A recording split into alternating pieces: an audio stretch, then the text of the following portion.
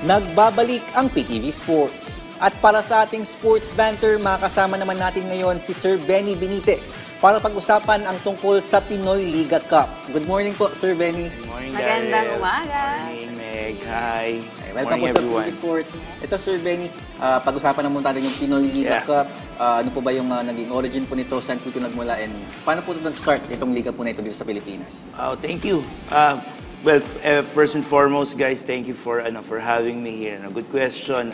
Pinoy Liga, palagi ko natatanong paano ba nag-start siya. Originally kasi talaga dahil si Pinoy Liga is a platform for digitalization ng stats eh.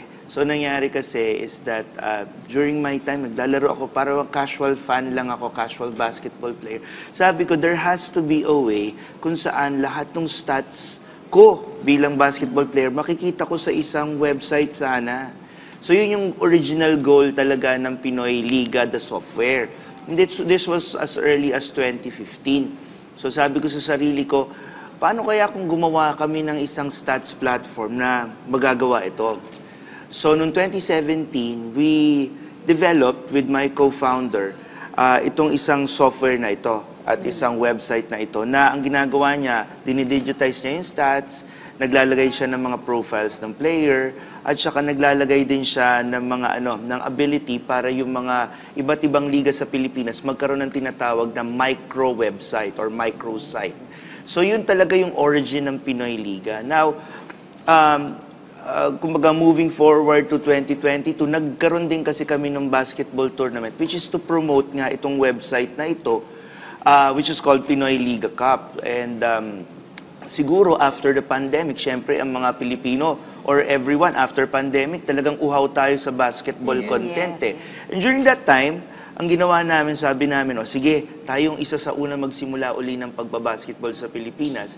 And doon na rin umusbong yung pangalan ng Pinoy Liga Cup, yung basketball tournament namin. Ito, sir, kumbaga sa Pinoy Liga, anong mga teams po ba ang wini-welcome po nitong tournament? And kumbaga yung age bracket din po ng mga pwedeng sumali for this tournament? Well, ang Pinoy Liga kasi is amateur. So yan yung natin. Sabi nga namin sa Pinoy Liga Cup, we value amateurism. Yung lahat ng tenets of amateurism, gusto namin yan. Sportsmanship, friendship, and camaraderie pag naglalaro ka. So having said that, ang aming age, it's from as early as sa teens mo. Kasi meron kami tinatawag na Pinoy Liga Juniors Cup na ongoing ngayon. And then we also have the Women's Cup. Tapos yung Collegiate Cup, we also have this tournament para sa mga Team B or yung mga reserve, which is what we call the Pinoy Liga Next Man Cup. Pagkatapos, meron din kaming tournaments para naman sa mga sa mga alumni. So kumbaga, dyan natin makikita sila Ken Bono, we will also be seeing sila Pamboy Raimundo, sila Mark Cruz, na bumabalik uli dun sa kanilang alma mater. So meron kaming ganun sa parabang from as early as nagsisimula ka mag-basketball bilang Pilipino until such time na, dumating ka na doon sa twilight ng career mo, meron kang paglalaroan sa Pinoy Liga Cup. Ito nga, sir, yung nabanggit mo nga yung sa Next Man Cup. Kumbaga, sila yung mga Team B for this mga college teams. And then, kumbaga, at the same time, na-scout man sila ng mga other universities in case gusto man nila punta pa sa ibang mga universities. Ito po, gaano po kahalaga na, kumbaga, nabibigyan din po sila ng playing time, kumbaga, dito sa Pinoy Liga Cup? Yan. Good question. Ang ganda nung ang ganda nung kumbaga nung objective ng Pinoy Liga Next Man Cup. Tama ka. Para natin sila, makita natin sila habang naghihintay sila sa na maglaro para dun sa kanilang Team A, So mangyari is that like the likes of Jacob Cortez, the likes of sila like last season, ang talagang umusbong doon were the players of the eventual champion ng College of St. Pinildo. So doon mo nakita yung Jomel Ancheta, yung Torres, yung Gaspa, yung mga iba't ibang mga naglalaro na ngayon dun sa championship team ng College of St. Benilde na talaga nagiging significant contributor na sa kanila. And all because nagkaroon sila ng preparation league, yung Next Man Cup. So tama ka, dito nakikita yung scouting din. Dito na rin nagagawa ng iba't ibang team. May follow-up question ako about yung sa scouting, but before that, I want to go back dun sa plataforma niya, sa online platform niya. Yes. How is Pinoy Liga Cup different from other media platforms na available? Well, one, it's digital. One, you could see it online. The one thing na talagang gustong-gusto rin namin na we're very proud of what we're doing is the fact na we're very high on socials, we're very high on digital. Para bang, kasi ako, ang background ko kasi is corporate. So para bang sabi ko, bibit-biting ko into Philippine basketball yung experiences ko. So kumbaga, pero kasi ako, ang background ko is IT and telco. So ang ginagawa ko talaga during my stint with Bayantel, Eastern Communication, and the different companies na wala na ngayon. Pero kumbaga may technology background eh. So paano kaya kung i-apply natin to, no? So different approach to Philippine basketball, very fresh and very forward thinking. Parang ganun. Na-mention nyo na sa techno kayo, so definitely technology, but how does your platform enhance the sporting experience? Kasi this is technology. Enhancing it in a way where immediately makikita mo na yung performance mo. Okay. Enhancing it in a way where, kasi there's a certain sense of vanity into it kasi Meg. So para bang, kunyari ako, basketball player ako, naka-triple-double pala ako, hindi ko alam yan. Paano kaya kung i-click ko na yung share button na yan? Immediately, you could share your stats, So para bang, there's the personal vanity element to it eh. So, kasi right now, socials is really more about yourself, showing it to everyone eh. So parang we provide you that kind of opportunity na yung basketball performance mo, one, kumbaga tawag nga nila may resibo. May resibo. Lagi talaga dapat may resibo. And of course, Sir Benny, online platform, internet technology, yan na yung angat ngayon eh. Kumbaga, ito na yung talagang bumibida when it comes to information. Yes. I scrolled through the website, sobrang very comprehensive, but how do you rank? Rank the players based on performance. Really, it's analytics eh. When you talk about analytics, Mike, it's really understanding your performance objectively. So, there's no other way. Hindi porque sino ba kaibigan ito na yan. Wala nang there's no subjective activity that's happening here eh. So, yun ang maganda. Yun ang maganda sa technology ngayon kasi they rank you based on the numbers and the output that you've given eh. So, that's where the ranking comes in. Paano niyo po ito na-manage, sir, yung stats? Kumbaga ngayon, digital na po lahat eh. Kumbaga, during the game po ba, there's a person, tatatantos mo talaga. Monitors it, no? Talaga. As in, tutok talaga siya nagmo-monitor tapos ipapasok ko lang sa system po ninyo. Nakakatuwa nga eh kasi sa amin, parang pag tumingin ka dun sa sa operations namin sa basketball tournament, may makikita ka dong isang girl, her name is Jess. So ang gagawin niya, nakaganon lang siya. So akala mo lang nag-chat lang siya. Akala mo lang nagte-text lang siya eh. But what she's doing actually is she's taking in the stats. Because it can be run through an Android phone, a tablet. It's as easy as that eh. So para bang binigyan namin ng oportunidad ang basketball na pasimplihin niya yung sarili niya. At ang ginagawa namin kasi sa Pinoy Liga Cup, dun sa in-house na tournament namin, is yun yung showcase tournament namin eh. Yun yung pinapakita namin sa iba't ibang tournament sa Pilipinas na may ganitong proseso pala. Kasi ang Pinoy Liga na software na yan, ang tawag kasi dyan is SaaS, which is Software as a Service. Ibig sabihin, ang ginagawa namin dyan is binibenta rin namin kasi yan sa iba't ibang mga liga as a subscription. Because ang gusto natin mangyari sa kanila is ma-experience din nila yung ina-experience namin ngayon sa Pinoy Liga Cup. Wala. Speaking of softwares though, mabilis ang advancement ngayon ng technology as per software. Meron ba tayong inaasahang bagong features?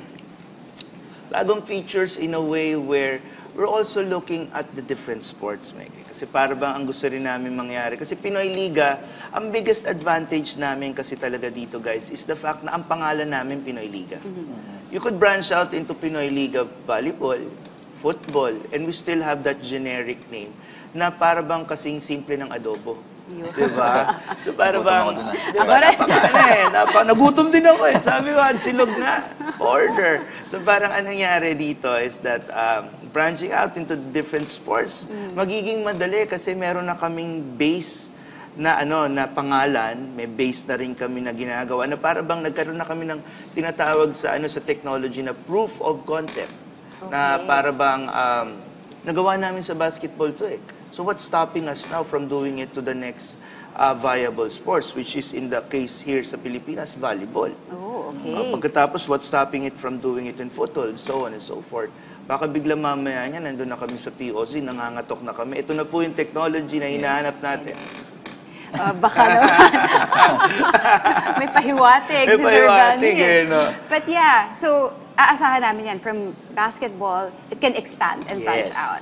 Definitely. Okay. Definitely. Now, Sir Benny, I know that you are into grassroots development program. Ano po ba ang aasahan namin sa inyo in terms of grassroots? Okay, we were talking about earlier yung yung tungkol sa basketball landscape in the Philippines. We have to really para bang ang tawag natin diyan mag-tabletop muna tayo.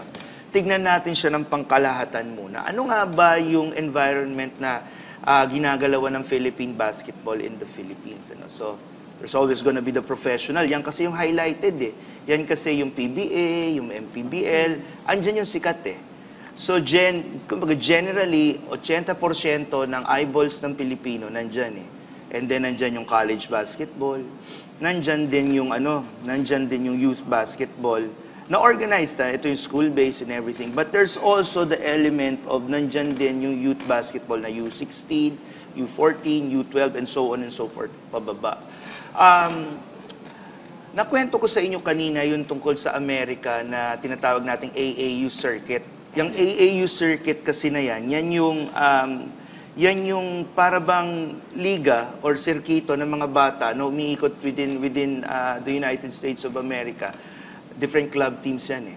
Highly regulated. Normally, meron mga brands like Under Armour, Adidas, and Nike na sumusuporta dyan.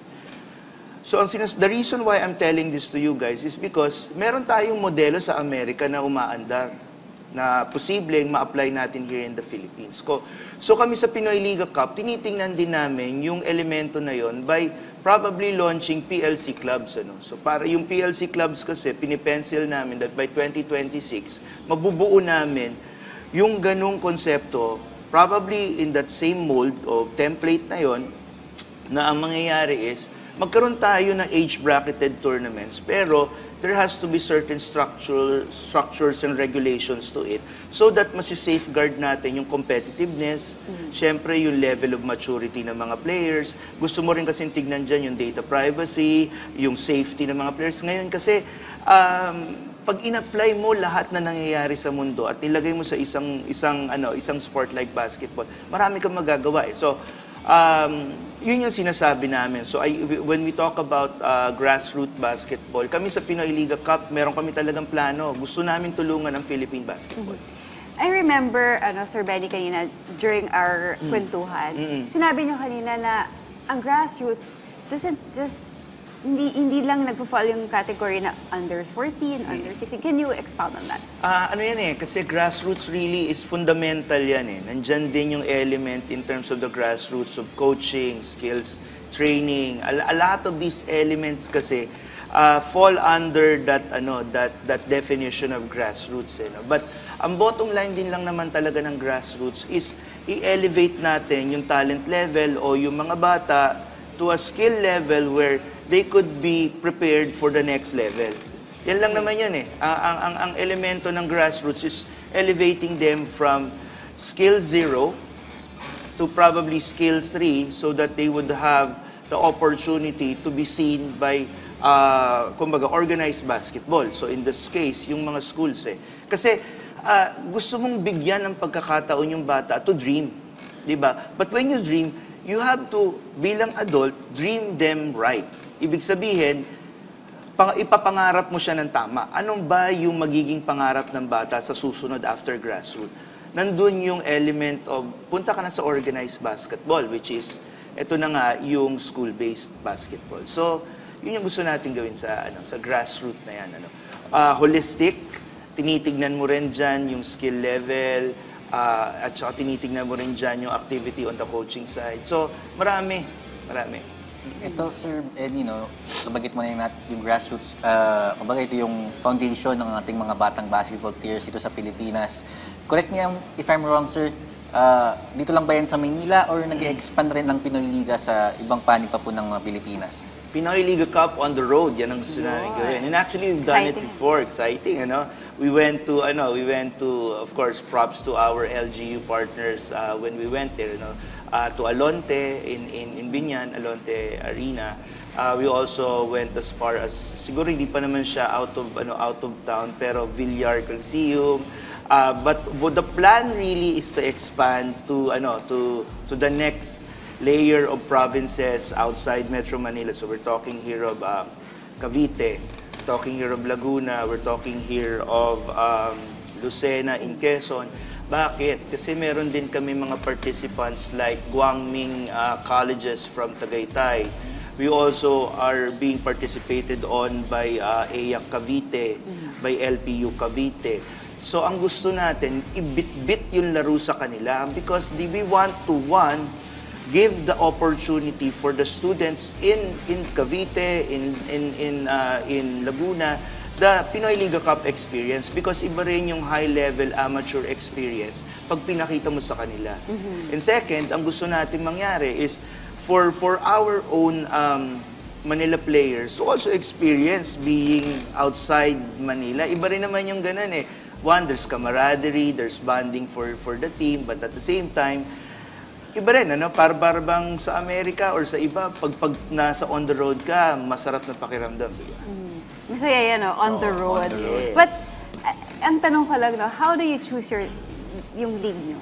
Yun sa league that supports... One, competitiveness, obviously.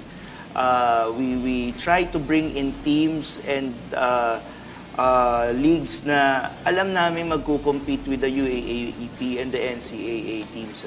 Importante kasi yun because if you try to elevate something, dapat kasi ang mindset mo dyan palakas eh. So that ang ginagawa mo, hindi mo pinapababa yung experience by having the people at the lower level, kumbaga, reach it because binaba mo yung level. Nakuha niyo yung diferensya. Iangat mo so that ang mangyayari dito, yung mga nandun sa lower level, they will strive and try to achieve yung level na ginagalawan ng mga matataas. Because that's the only way para magkaroon ka talaga ng equal competition. Diba? Kumbaga, sa atin ngayon, para bang, kung minsan you cut corners eh. When you cut corners, ang gusto mong gawin, sige, para makasali ka, ibababa ko yung level. Ba't mo gagawin yun? Kasi pag ginawa mo yun, na-achieve nga nila, pero hindi naman sila nag-improve. Kumbaga, it promotes competitiveness. Dapat. Dahil gusto nila iangat yung kanilang skills and talent when it comes to sports. Dapat. And in this case, basketball. Dapat. Pero Sir Benny, kung basta sa mga naobserbahan mo this past few seasons ng Pinoy Liga, kumbaga nakakasabay na ba yung kasi meron mga better teams dito sa Maynila, nakakasabay na ba yung mga not well-known universities pagdating sa basketball? Ay, good question yan. Kasi nung just recently, during our last Collegiate Cup, yung Our Lady of Fatima University, OLFU, Yes. A program coming out of NAASCU, they went as far as the Final Four. Ang the only team na nakatalo sa kanila dun sa Final Four na is Lasal. So parang humampas na sila sa pader nun. So parang but for them to reach as far as the Final Four and compete at that level, kasi makakasama nila dun sa NU, Lasal, and another UAAP team. So ibig sabihin talaga may oportunidad para dun sa mga NAASCU, NCRAA, NCAA South, CESAFI teams to compete. But the one thing that they need to understand is dapat, kumbaga, you need to be in the same table. Ibig sabihin, dapat nandun ka muna at lumalabang ka because that's the only way for you to compete. I think this is a very good platform to discover new talents when it comes to basketball and basagin yung notion na ang magagaling yung mga nasa Metro Manila lang. Because there are a lot of hidden talents or hidden gems sa mga provinces. Yes, talagang yan ang you hit it right in the head. So, oo nga, tama ka, Meg. Si Safi is one league in the south na talagang hindi natin nakikita simply because of the geographic difference, because of the layo, and the visibility. But there's a lot of talent. Alam naman natin yun, di ba? R.R. Pogoy, Junmar Fajardo, they came from Cebu. Pero hindi natin nakikita. Pero ngayon, with us, like katulad kasi with the Big Dance, which is yung version natin of March Madness, si University of Cebu flew in to be here for a one-gamer. Imagine that. Imagine the logistical effort that they have to do to fly in, to play for one game where they eventually lost to JRU, but that's just one game.